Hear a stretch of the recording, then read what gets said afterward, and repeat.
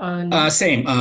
We don't have outpatient clinics on Saturday, Yeah, but we have to go to the hospital and see patients. Somebody covers. There's a yeah, weekend coverage for Saturday and Sunday. yeah. It's a similar situation in Similar. Vietnam. So I know that you're gonna come to our hospital next month, right? Correct. Yes. Yeah. One So month from now. yeah, Yeah, we hope to looking see forward to you it. in person. Yeah. And I'll follow up later regarding a schedule and how the program is structured and all that. Yeah.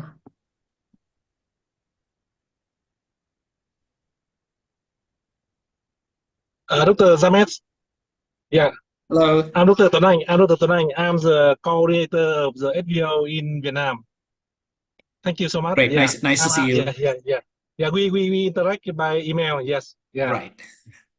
Thank you so much for giving us the lecture, online lecture, as well as the visits our hospital. Yeah, at the end of the October, and also join the best Basco conference in my hospital. Also, thank you so much. Yes. Yeah. Yeah, No, we I'm looking forward. really So, looking yeah, forward to it. yes. So you treat the own cancer type of the GI cancer, right? Yes. Yeah. That's Yeah, I do GI cancers and early drug development, yeah, but my focus is on GI cancers. yeah. Colorectal, gastric, esophagus, and hepatobiliary and pancreatitis. Right. Yeah, Yes. yes.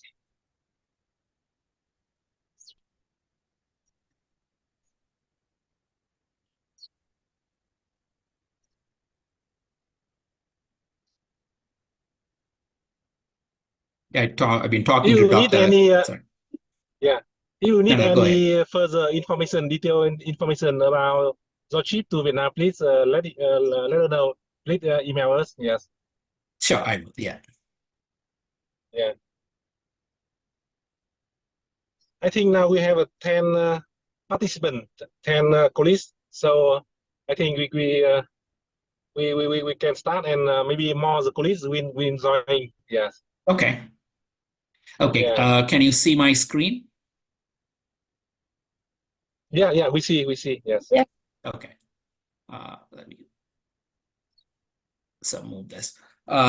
So I'm thinking maybe we can take questions at the end if that's okay. If you can maybe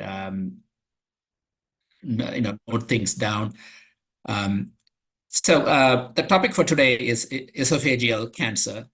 And this is just going to be a brief overview and treatment options and some new agents in clinical trials and also in practice, and a focus on immunotherapy as well.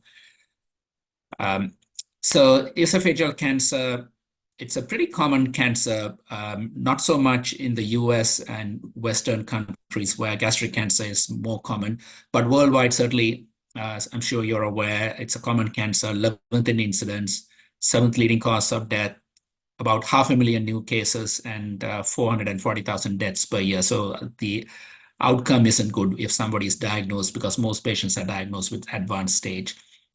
So it's usually 2 to 3-fold higher in males for squamous cell cancer. And the highest incidence is Eastern Asia and East Africa, with Malawi having the highest incidence. And I believe Vietnam, please correct me if I'm wrong, I think Vietnam falls into this category, but not as high incidence, I think, from what I've read, compared to China and other countries there. So the statistics that I saw, and again, you're the experts, please let me know if this is not correct, about 5,800 cases per year in incidence in Vietnam. And it's divided into squamous cell and adenocarcinoma.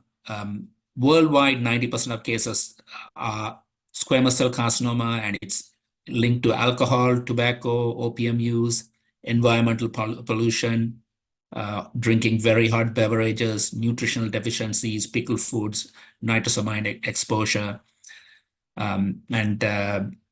Someone who's a heavy alcohol user and heavy tobacco user, the incidence is extremely high, as I'm sure you are aware.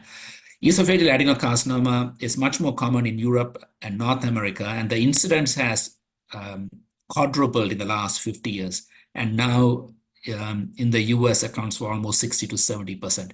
It's not, I don't see squamous cell cancers that often. It's much more adenocarcinoma, more in a younger person. And this is linked to obesity, metabolic syndrome, and gastroesophageal reflux disease. And adenocarcinoma is moving proximally. It used to be distal gastric cancer in the antrum, but now it's in the body, fundus, and GE junction. And maybe when I come there, we can discuss what the epidemiology in Vietnam is. It seems in a lot of countries now, squamous cell carcinoma is decreasing and adenocarcinoma is increasing, but still squamous cell overall accounts for almost 90% of cases. So how pathogenesis, how esophageal squamous cell and adenocarcinoma develops. There is difference between squamous cell and adenocarcinoma because squamous cell is linked to alcohol. Sorry, and sorry, excuse me. yeah. Can you extend your screen? Because okay. it looks small in my screen. Yes, is this better? Yeah, it's so much better. Thank you. Okay, yeah, sorry, it was not on this screen display. So squamous cell carcinoma development, somatic mutant clones develop in response to a toxin, aging, environment, and squamous dysplasia happens. And in adenocarcinoma development, it's probably more like colon cancer development from metaplasia to dysplasia with multiple mutations and a columnar like epithelium replacing the stratified epithelium. So there's potential for early detection, a lot of clinical trials ongoing with ctDNA, exhale volatile organic compounds, and obviously endoscopy. There are a lot of new methods for endoscopy for early diagnosis. But in general, for esophageal cancer, there is no screening test which is approved. So this is the anatomy of the esophagus. You measure it from the upper central incisors, and the cervical esophagus is the upper part. It accounts for about 5 to 6% of cancer, so not very common, but cancer occurring in the cervical esophagus is very difficult to treat, very difficult to do surgery, and the results are not good. The cancer can occur in the upper thoracic, middle thoracic, or lower thoracic esophagus, and increasingly in the GE junction. So it's sometimes difficult to know whether it's an esophageal adenocarcinoma. So a cancer occurring in the lower 1/3 of the esophagus is usually an adenocarcinoma. And it's sometimes difficult to differentiate that from a gastric cancer. So the Z line is important because this is the point where the esophageal mucosa changes from stratified squamous to columnar epithelium, and that's designated as the landmark cutoff. That's 0. So an esophageal adenocarcinoma is anything with the epicenter no more than 2 centimeters into the proximal stomach would be considered an esophageal adenocarcinoma. But in practice, doesn't really matter that much because it's treated almost the same. A gastric GE junction adenocarcinoma and esophageal adenocarcinoma are treated almost the same, and they behave the same way. So clinical symptoms and staging. Symptoms, dysphagia and weight loss are very common. This is a cancer just like pancreatic cancer. Most patients will present with weight loss. So dysphagia occurs when the lumen is reduced by 2/3, by 70% or more. And that is usually not a good sign because that indicates locally advanced disease. Patients can have difficulty, pain when eating. With weight loss comes fatigue. They will have anemia, chronic bleeding, upper GI bleeding. And usually when there's significant weight loss, 30, 40 pounds, and anemia, that's not a good sign. It indicates that it's locally advanced disease or even metastatic disease. So staging, again, I think it varies per region. I think EGD would be the first test when somebody has dysphagia, weight loss, or a GI bleed. And to complete staging, so I certainly would like to hear from your viewpoint how you do staging there. In the US, endoscopic ultrasound is basically standard. It's used for local regional staging for the T stage, and a bronchoscopy for thoracic esophageal tumors at or above the carina, because there can be a fistula into the trachea. So CT scans with contrast are standard. Increasingly in the US, we do a FDG PET because it is more sensitive in detecting small amounts of metastatic disease. Diagnostic laparoscopy is controversial. It's really not done in the US prior to esophagectomy, but sometimes on a clinical trial, it's done. Again, the practice may vary according to the region. So this is a picture of a EUS. The left is a normal esophagus, and the right you can see the dark area. That's a cancer, and this is probably a T3. It's a large tumor. And this is a PET scan. Left shows the CAT scan, and the right shows metastatic disease in the lymph nodes. So a PET scan is more sensitive in picking up metastatic disease. Usually anything less than 2 centimeters may not be picked up on a CT scan, but a PET scan is very useful. And as I mentioned, it's pretty much standard.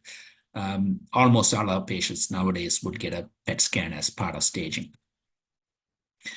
So the TNM classification, I'm sure you're familiar with this, not going to go into detail.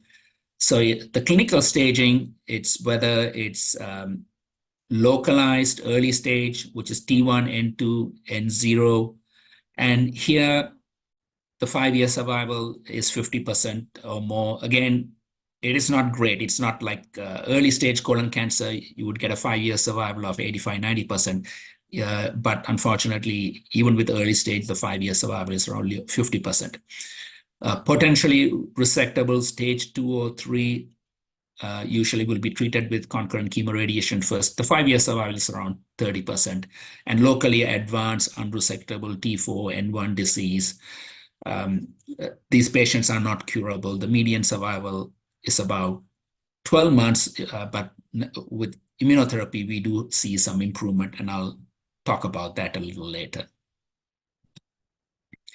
So for very superficial tumors, which are T1A or N0, you can do endoscopic management, and this can be curative. And please let me know if these are procedures which are being done in Vietnam. I'm sure you have very high volume and highly experienced surgeons who have very good outcomes. So the NCCN guidelines for early stage or potentially resectable, if the tumor clinical stage is T1B or T2, less than 3 centimeters, well differentiated.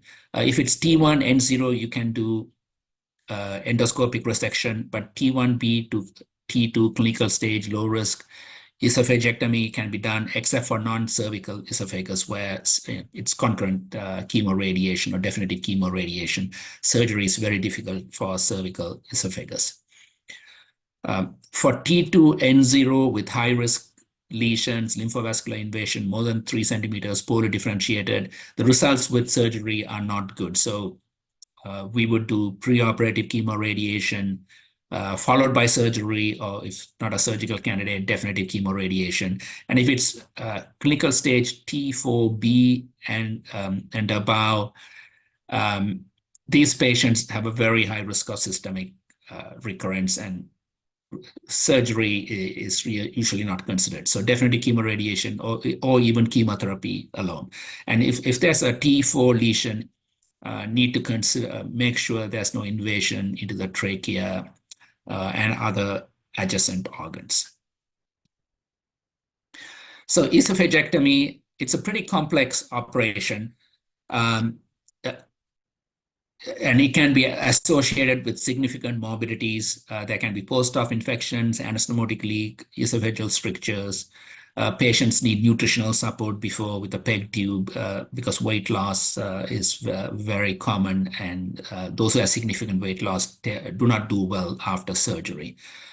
In the US, there are a number of different procedures: transhiatal surgery, Ivor Lewis approach, or thoracic abdominal, and increasingly minimally invasive surgery or robotic surgery is being done.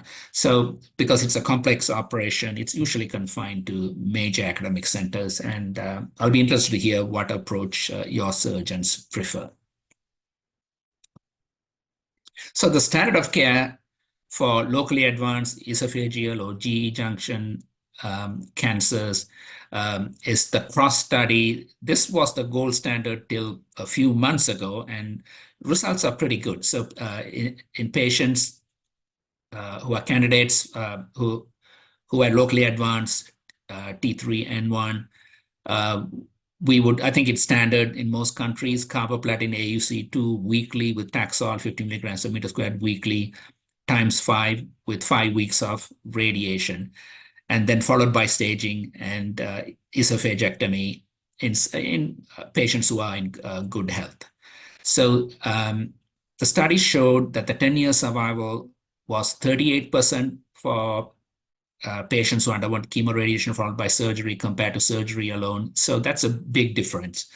And the pathologic complete response rate was 23% for adenocarcinoma and 49% for squamous cell carcinoma. So squamous cell carcinoma patients do respond better with concurrent chemotherapy and radiation. So this was the standard of care, and I'll be interested to hear what your thoughts are on this. At ASCO this year, this large study, the ESOPEC study was presented, which compared the CROSS regimen to perioperative chemotherapy with FLOT. So in the past, we did not do chemotherapy for esophageal and GE junction cancer. That was just for gastric cancer alone. But this did show a significant difference, and with a p-value of 0.012. So FLOT is 5-FU, leucovorin, oxaliplatin, and taxotere. It can be a pretty difficult regimen to tolerate. It's something like FOLFIRINOX for pancreatic cancer. So generally, the US, it has not been popular and only reserved for good performance status patients. So, but based on this study, I think this is certainly something to be considered. And slowly, I think in the US, we are changing. Patients with a good performance status, younger patients now will get FLOT rather than the CROSS regimen.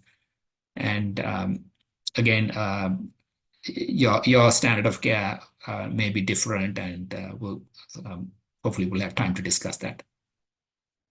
So for gastric cancer, preoperative radiation has not been beneficial, and the gold standard is perioperative chemotherapy. We are gone from ECF, which uses doxorubicin or epirubicin, which is not popular in the US, or FLOT, and basically we just do FOLFOX in the US. Adriamycin is really very rarely used in gastric cancer or esophageal adenocarcinoma in the US. So standard of care is basically FLOT as well for good performance status patient. For those others, it may be FOLFOX. So after concurrent radiation therapy and surgery, as noted, the 10-year survival is 38%. So about 2/3 of patients will have cancer recurrence. And what do you do for patients who have residual disease? So if patients have a complete pathological response, which is seen in about 1/3 of patients, that certainly is a good prognostic factor. But for patients who have residual disease, there's really no good studies still recently, but in the US, we used to give chemotherapy. Patients would get FOLFOX for 4 months. So, but recently in the US, immunotherapy is approved in this situation, and that's nivolumab.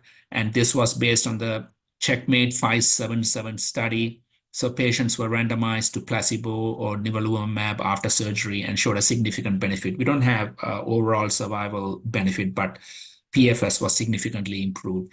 And this is now FDA approved in the US. So cervical esophageal tumors, as mentioned, surgery is difficult.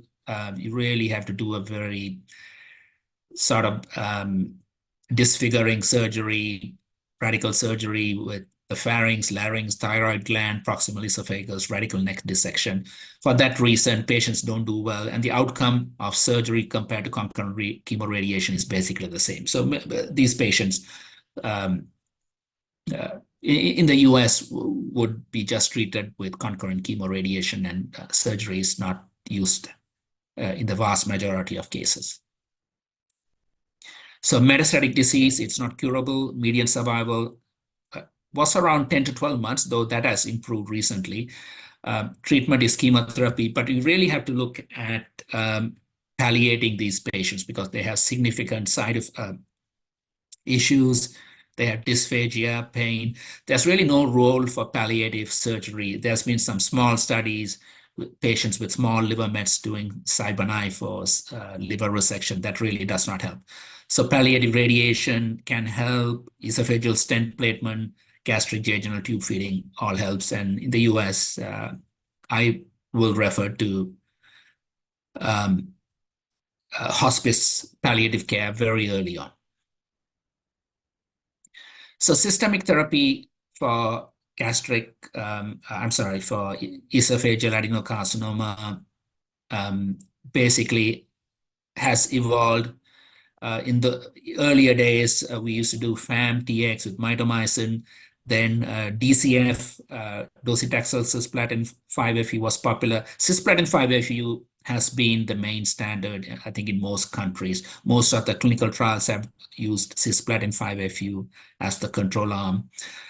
In the US, Folfox is more popular because it's much better tolerated and easier to administer. But I think cisplatin and 5-FU still remains the backbone in a lot of countries, as well as for clinical trials as the standard arm. So what do we do in 2024? So for gastroesophageal cancer, you get the pathology, it's adenocarcinoma or squamous cell. If it's adenocarcinoma, we would do molecular profiling or NGS because we do see HER2 overexpression in 10 to 20%. We don't see that in squamous cell. Squamous cell, it's very uncommon, 1% or so. MSI can be high, microsatellite instability, maybe in about 5%. And the new biomarkers are Claudin 18.2 and FGFR, because we do have drugs against these targets. And that can be in about 30% for Claudin 18.2. 30% for FGFR I think it's pretty high, maybe 20%. So especially if you have adenocarcinoma, it's important to get the molecular profiling done early before you start therapy in metastatic disease. So immunotherapy has certainly revolutionized how we treat a lot of different cancers, including esophageal and gastric cancer. Ipilimumab was the first checkpoint inhibitor approved in 2011, followed by nivolumab and pembrolizumab, and now it has just exploded. There are 40, 50 checkpoint inhibitors. About 12 are approved in the US, many more in China and other countries, and almost 60 different indications can be treated with checkpoint inhibitors. So basically, the tumor cells express a protein called PD-L1, which is on tumor cells. This binds with PD-1 on the T cells and prevents the T cell from being activated and recognizing the cancer cells. So the T cells generally, if they are activated, can attack cancer cells and destroy them. And this mechanism prevents that. So checkpoint inhibitors will bind to PD-L1, and then the T cells are no longer suppressed, and they start the immune response and can kill tumor cells. So this is another schema on how we would treat patients, and I think you would do something very similar. And please let me know about the availability of checkpoint inhibitors in Vietnam and how you use them. Again, it certainly varies from region to region. So if it's HER2 positive, first-line therapy is with trastuzumab and chemotherapy, which can be platinum and 5-FU. Again, in the US, it's basically FOLFOX, but other countries, I think it's still cisplatin 5-FU. In the US, if patients fail first-line therapy, we do have trastuzumab deruxtecan, which is another HER2 antibody drug conjugate, which is approved, but it's not approved in most countries. And if it's HER2 negative, it's PD-L1 positive, maybe about 40-50% of cases. We would do first-line chemotherapy plus immunotherapy. And then if patients progress, there are a number of drugs, including irinotecan and ramucirumab and S1. But patients who fail first-line chemotherapy have a very poor prognosis. So immunotherapy was first approved in the second-line setting a couple of years ago. This was based on the Keynote 180 study. 121 patients were treated with pembrolizumab. They had received 2 or more lines of therapy, and the response rate was 14%. So based on this, the FDA gave accelerated approval again, but the benefit was modest. The subsequent study was Keynote 181, 621 patients after 1 prior therapy. This was pembrolizumab versus physician choice of chemotherapy, and OS was prolonged. 3-month improvement, 9.3 versus 6.7. This is more robust. But here, the benefit was seen in patients where the tumor expressed CPS more than 10, and I'll explain what CPS is. Nivolumab is also approved, and this was based on the Attraction 3 study, 419 patients, very similar to the Keynote 181 study. But here, they were randomized regardless of PD-L1 expression. That was not prospective stratification. The benefit was a little less, 10.9 versus 8.4.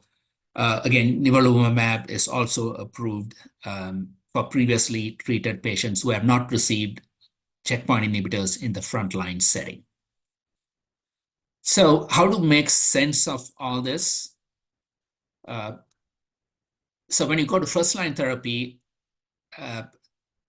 the 2 main studies are Keynote 590 and Checkmate 680. So Keynote 590, 749 patients, placebo-controlled, pembro versus chemo, pembro plus chemo versus chemo. Again, chemo was 5-FU cisplatin versus 5-FU cisplatin alone. And the study stratified patients based on CPS.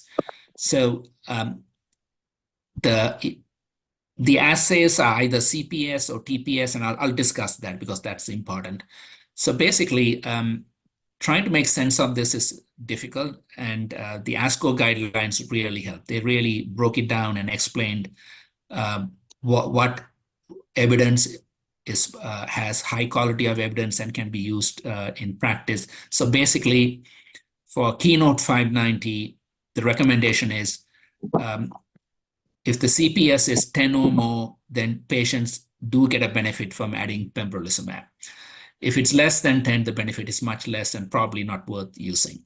So when you look at Checkmate 648, it had 3 arms: nivolumab plus chemotherapy, nivolumab plus ipilimumab, or chemotherapy alone. And when you look at the ASCO recommendation, the benefit of nivolumab and ipilimumab versus chemotherapy is not that good. So nivolumab and ipilimumab probably is not a good option, but I think probably pembrolizumab and nivolumab are interchangeable in the first-line setting. If CPS is 10, we would use immunotherapy.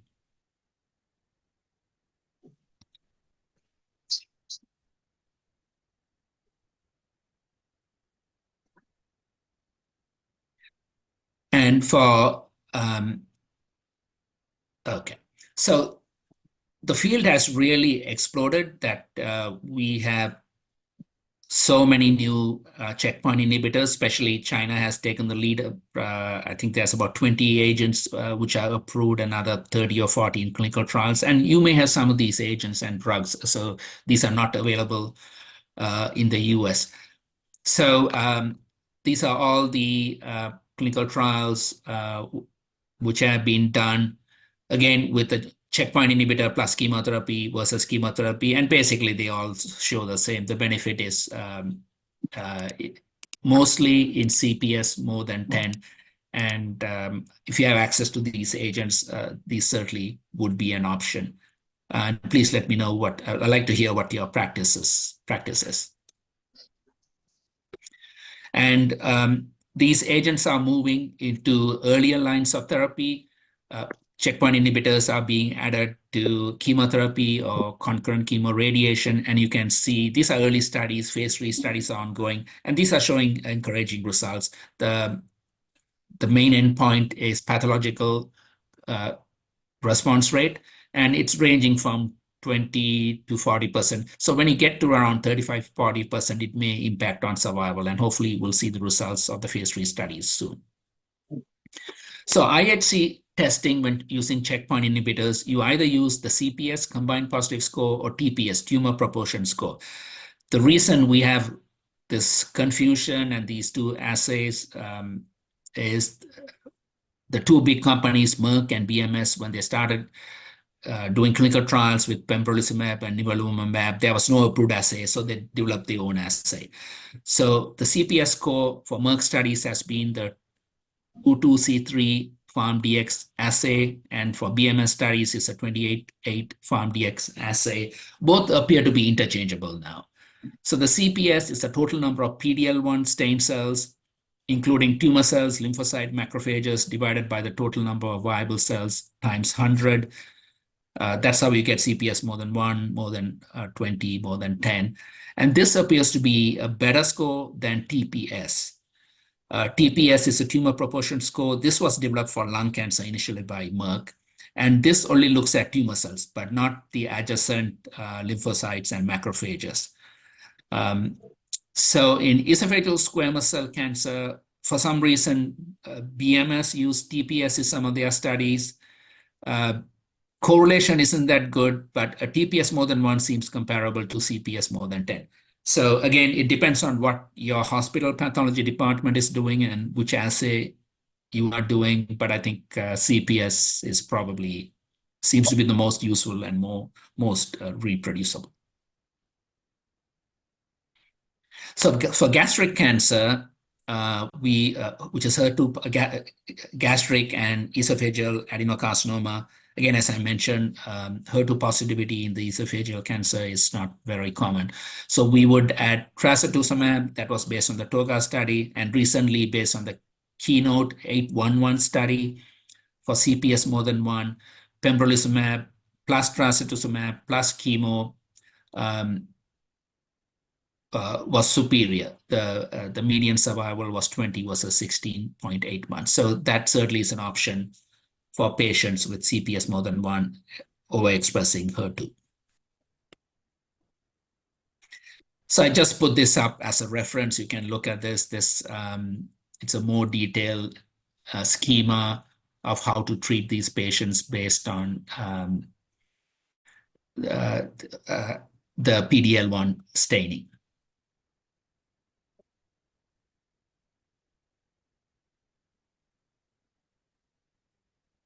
Sorry, yeah. So this is a summary for esophageal squamous cell carcinoma and adenocarcinoma. As I mentioned, basically, I think the benefit is for CPS more than 10 if you want to use chemotherapy. And available immunotherapy agents varies across the world, so certainly be interested to hear how you treat these patients. So we in the past, we were all used to treating side effects of chemotherapy, which is a neutropenia, diarrhea, mucositis, but we now have all new side effects, which we had to become familiar with. And the reason is when these checkpoint inhibitors block PD-L1, the T cells are activated, and there's PD-L1 receptors on a lot of organs, and this can cause the so-called itis. It can cause from hepatitis to thyroiditis to hypophysitis to adrenalitis, colitis, etc. So really need to be very vigilant to treat these side effects. The serious side effects occur in less than 10%, usually emerge after 2-3 cycles in about 2 months or so, and they may occur even after discontinuation of therapy. Thyroiditis and hypothyroidism is very common. That's pretty easily treated, but others are problematic. Diarrhea is very common. So someone who has diarrhea starting to get abdominal colicky pain and diarrhea, you really have to look at immune-mediated colitis. You can get a CT scan that can sometimes show inflammation of the colon, but a colonoscopy is useful. And I have a very low threshold for starting steroids after ruling out infection. And infliximab, that is a new antibody, that is very helpful. You have to stop therapy. You can't keep giving immunotherapy when patients have these serious side effects. So skin toxicity is another one, and this can be pretty difficult to treat. So again, start steroid. You get an experienced dermatologist is very helpful. You can get a biopsy if necessary, but it's usually a pretty straightforward diagnosis, and starting steroids will help. So new agents, we have T-DXd, which is a HER2-directed antibody, and this was tested in patients who had failed trastuzumab in the second-line setting, and again, had a response rate of 30%, and this is approved in the US. Another new agent is zolbetuximab, which is a Claudin 18.2 antibody. This was tested in the frontline, FOLFOX or CAPOX plus or minus this drug, and showed that the median survival was significantly prolonged. It is not FDA approved yet, but this, I think, would be an option for frontline, first-line study. So as I mentioned in the past, the median survival was around 10 to 12 months. We certainly have seen, I think, pretty remarkable improvements with immunotherapy and with targeted therapy. The median survival is now pushing close to 18 to 20 months, and hopefully will improve further. So in summary, most patients will present with locally advanced or metastatic disease. PET scan and EUS help in accurate staging. For very early disease, you can do minimally invasive surgery, and anything more than that will need concurrent chemoradiation or even FLOT. For metastatic disease, accurate staging, biomarkers are important. And certainly we have made a lot of progress, but much more is needed. And I think clinical trials are very important. And I try and put all our patients on a clinical trial if we have something suitable. So I will stop sharing here, and happy to take questions.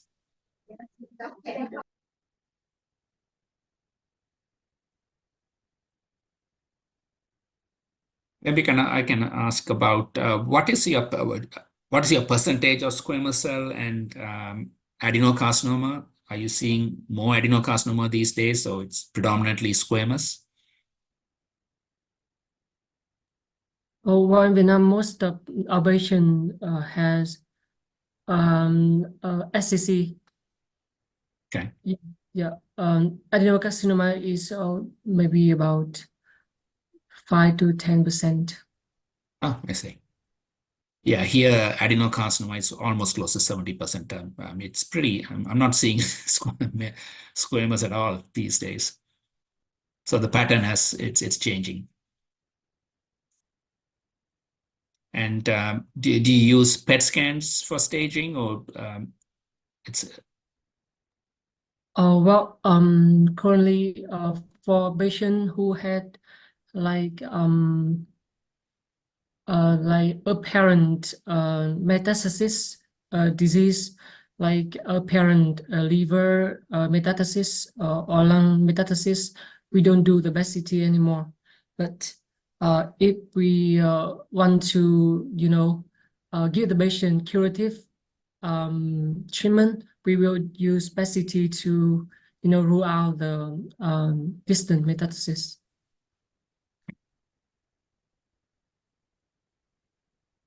And immunotherapy, how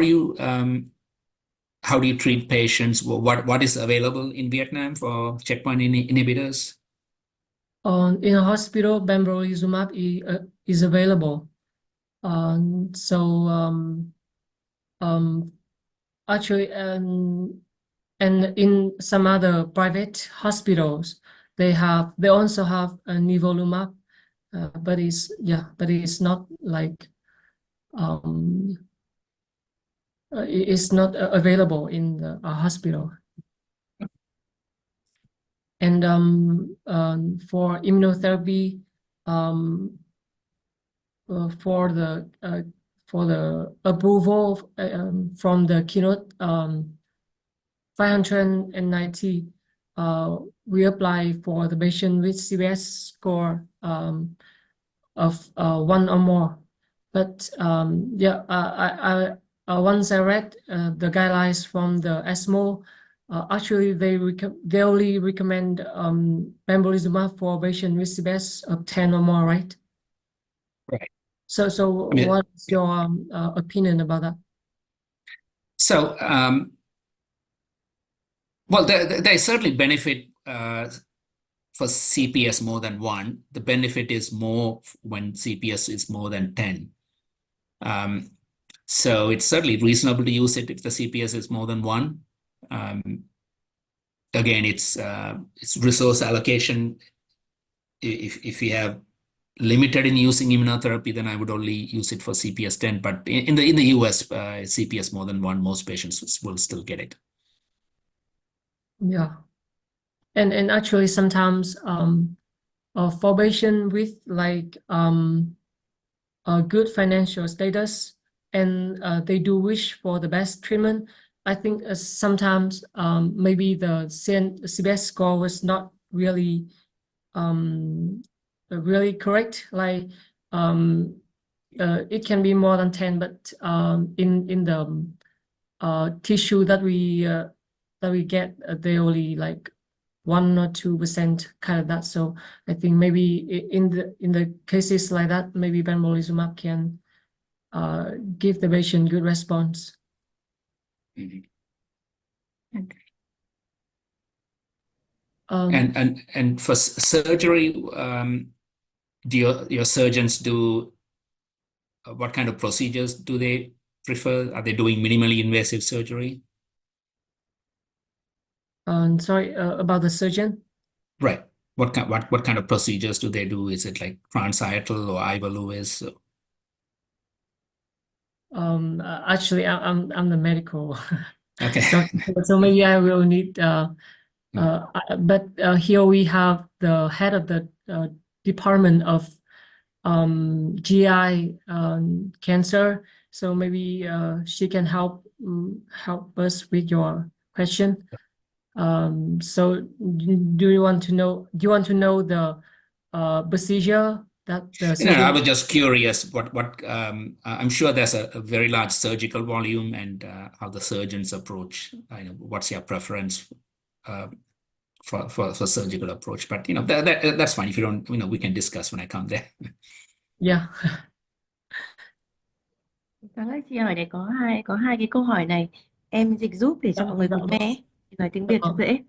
Câu hỏi thứ nhất là với bệnh nhân ung thư thực quản đã điều trị hóa xạ trị tiền phẫu, ví dụ như polycarbonate cross, thì sau khi mổ mà bệnh nhân mình đặt ra 2 tình huống, một là vẩy, 2 là tuyến, nhưng nếu có hạch dương tính, diện cắt âm tính mà mình không có nivolumab thì ông có sốc xét gì về vấn đề điều trị hóa chất bổ trợ hay không? Vì bệnh nhân đấy là có hạch dương tính và theo cái quan sát thực tế lâm sàng thì mình thấy rất hay quay lại với di căn xa. Thì xong câu đấy xong chị sẽ hỏi câu thứ hai cho đỡ bị quên nhé. Dạ vâng. So, dear Dr. Rasmus, we have another question. So, for example, if we have a patient who treated with pre-operative chemotherapy with maybe FLOT on or baclitaxel carboplatin, but in the but With the radiation đấy, có cả hóa xạ đồng thời đấy. vâng. Sorry, the pre-operative chemoradiation with FOLFOX, with a FLOT for AC and with Barbicarbo for SCC, but in the post-operative pathology, even though the primary tumor has gone, but we still have residual lymph node. So you know, in right now in Vietnam, the not many patients have the condition to approach immunotherapy. So do you think that like adjuvant chemotherapy can help in these situations? Yeah, that's a difficult situation because we don't have good clinical trials to say what exactly to do in that situation when there's residual disease. I mean, it certainly indicates high risk of recurrence if there's residual disease. So if the patient got just chemoradiation, if they got carboplatin, Taxol radiation, and then surgery, then I would do chemotherapy. FLOT or FOLFOX or KPOX for maybe 4 months. If they got chemotherapy like FLOT before surgery and still have residual disease, I'm not sure whether chemotherapy would help. I think FLOT is a very good regimen, and if in spite of that there is still recurrent disease, I would probably just stop. So I'm not sure I don't think there's a good regimen after FLOT because you're giving oxaliplatin, Taxotere, 5-FU. But what would you all do? What are other opinions? Say suppose a patient got FLOT, then had surgery and has residual disease in the lymph node. Would you, if you don't have immunotherapy, would you do anything else? Chị Giang ơi, chị Giang ơi, cho em hỏi một chút vậy ạ. Vâng, thực ra bọn em cũng không gặp tuyến nhiều ấy, thì nếu mà FLOT thì thường là sẽ bổ trợ cả sau đấy nữa đúng không ạ? Tức là Berry chu Thì phẫu đúng không ạ? Flot thì sẽ Dạ làm như vâng, dạ dày thôi. dạ Vì nó vâng, là biểu mô tuyến thì nó sẽ có trước sau. dạ vâng, vâng. Còn mình sẽ hỏi là nếu mà SCC đúng không ạ? Thì nếu mà Buckley Carbo sau đấy thì hóa xạ đồng thời đúng không Thì sau hóa xạ đồng thời mà hạch dương tính, diện cắt âm ạ? tính nhé. Thế còn diện cắt dương Vâng, tính, em cũng hỏi luôn, nếu mà đã hóa xạ đồng thời rồi mà diện cắt dương tính thì mình có ép thêm cái xạ không? vâng, tức là Cái xạ thêm vào cái hạch nữa. xạ thêm vào diện cắt, bởi vì mình hóa xạ đồng À, thời là xong phần xạ rồi nhé. Liều của mình chừng dạ khoảng vâng, 40 gray. Thế nhưng mổ xong ra mà diện cắt dương tính ấy, thì có xạ tiếp vào cái trường phẫu đấy không? Đấy là dạ hỏi vâng, thứ nhất. Câu hỏi thứ hai là nếu rượu cắt âm tính thì cái margin này nó negative thì mình có hóa chất bổ trợ không? Thì rõ ràng là ông khó, nhưng bởi vì là cái nivolumab của mình nó đang không available ở vâng, bên đây. vâng, vâng. So what about the case when, for example, we do the pre-operative chemoradiation, but the margin is still the margin is still positive. So do you think that we need to like do radiotherapy to get better, survival? Yeah. These are all very difficult issues. So if the margin is positive, you could probably give a boost of radiation, depending on how much radiation.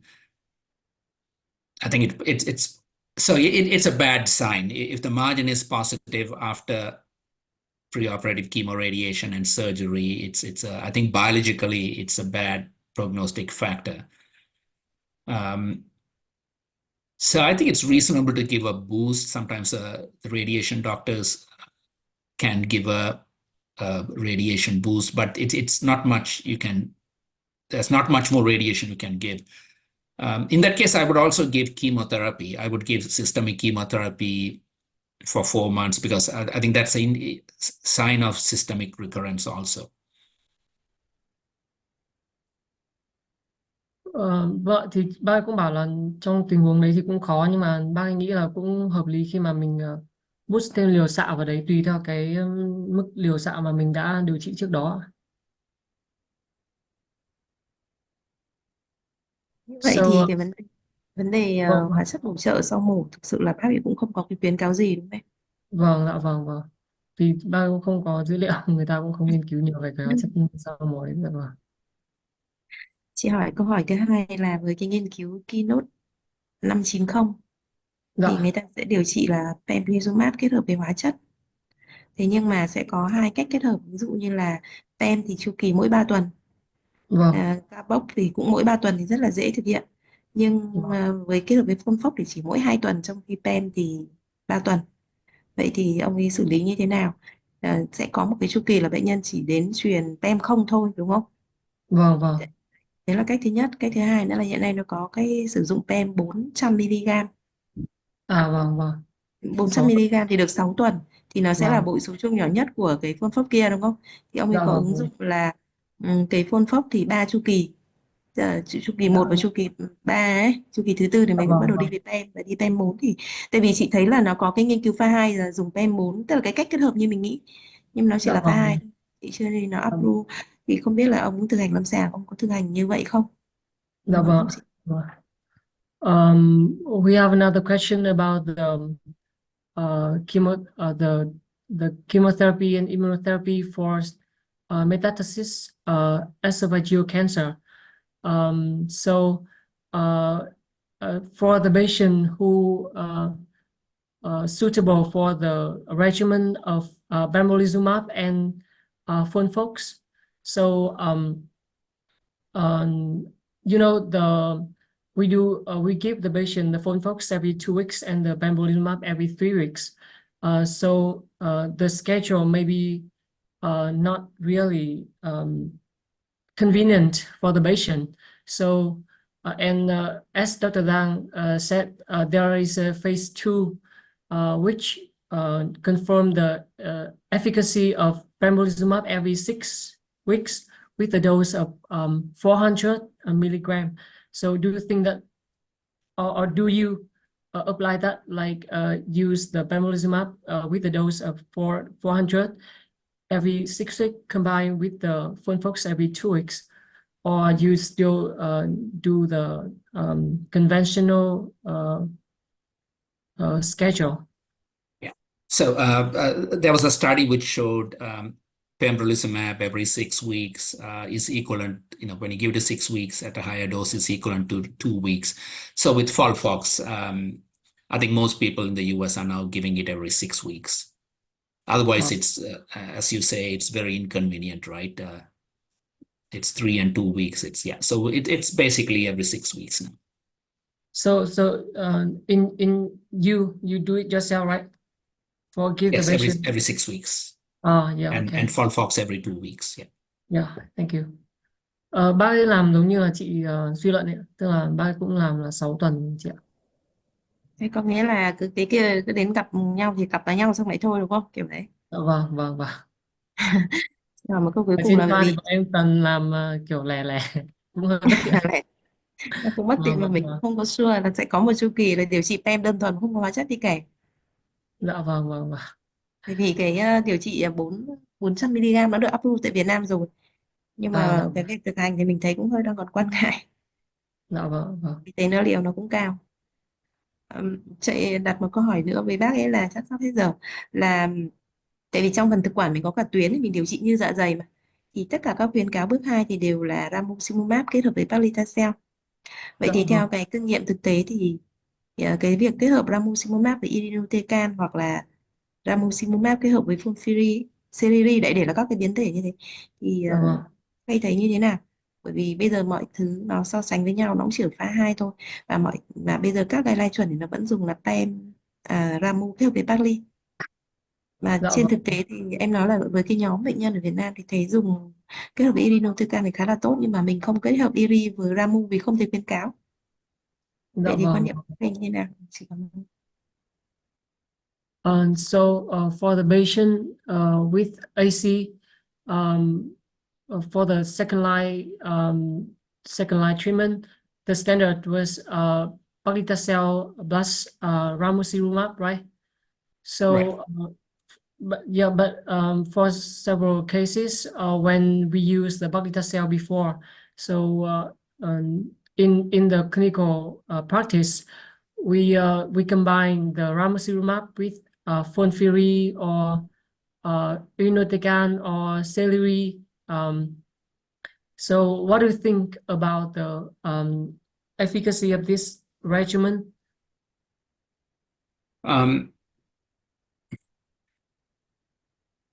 So I think it's reasonable. I've not seen data with ramucirumab and irinotecan. I will have to look it up and see if there were clinical trials with ramucirumab and irinotecan. So I think our usual practice is, if for second line, it's paclitaxel plus ramucirumab or irinotecan. I've not combined with irinotecan. I have not combined ramucirumab with irinotecan. I think it's reasonable, but we try and do paclitaxel again. Assuming the patient doesn't have neurotoxicity, because if they had platinum before, a lot of them, I think, will have neurotoxicity, and you can't give paclitaxel. So in that case, I just go to FOLFIRI or just irinotecan first. Chị Mai, bác ấy thì bác ấy không dùng chị ạ.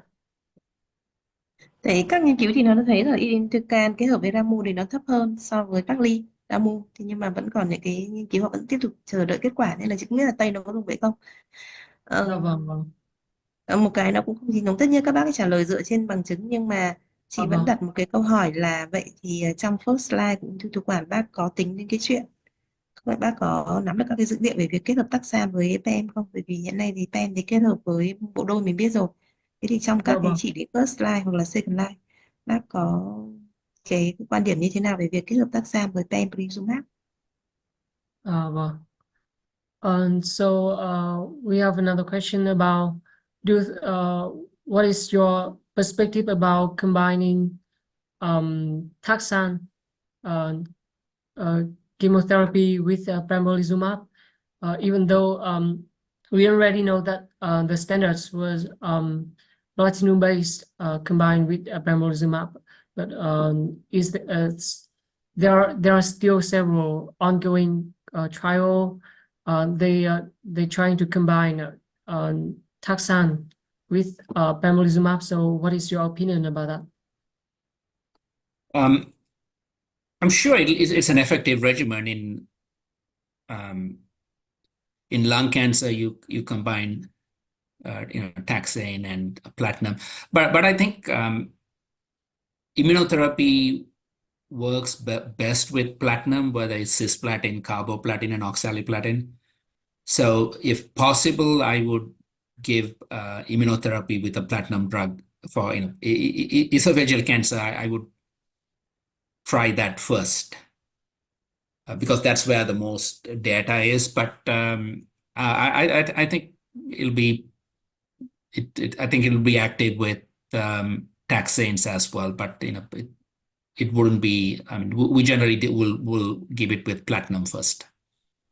And then for cases like we already used the platinum base before, but then the patient progressed, so we want to use the taxane.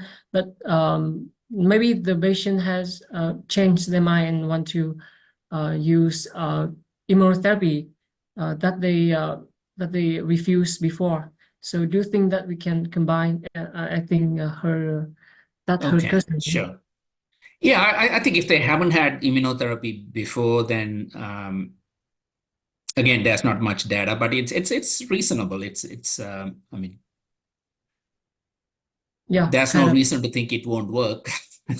This is a situation where you don't have much data, but it's I mean, that's what we do every day, right? Where you look at what the benefit is, and I think it would be reasonable if they haven't had immunotherapy before to combine with the taxane second line.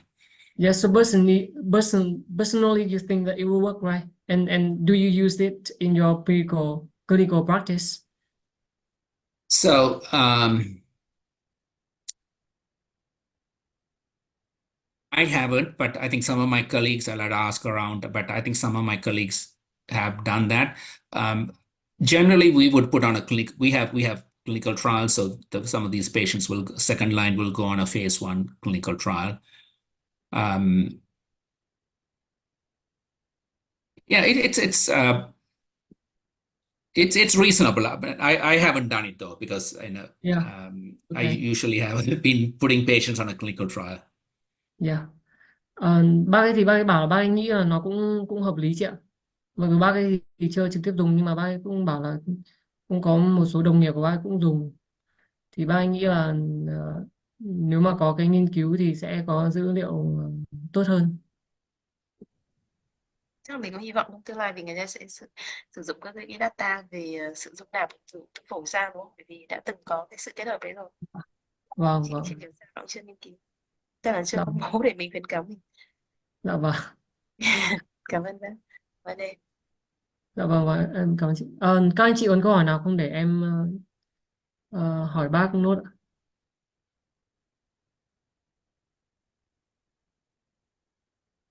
So thank you so much for your very informative lecture today, and your perspective would be very valuable to us. And I hope to welcome you in our hospital in 1 month from now. Yes. So I think that you and Dr. Zhang, the head of the GI cancer department, will have like really good conversations. Yeah, Yeah, I look forward to it. Thank you very much. yeah. Thank you so much. Right, thank you. thank you doctor and see you soon in Vietnam. Yes, I will hope to see you in a month. Thank you very much. Thank you. Right, bye. See you. Chào anh chị ạ. See you. Goodbye.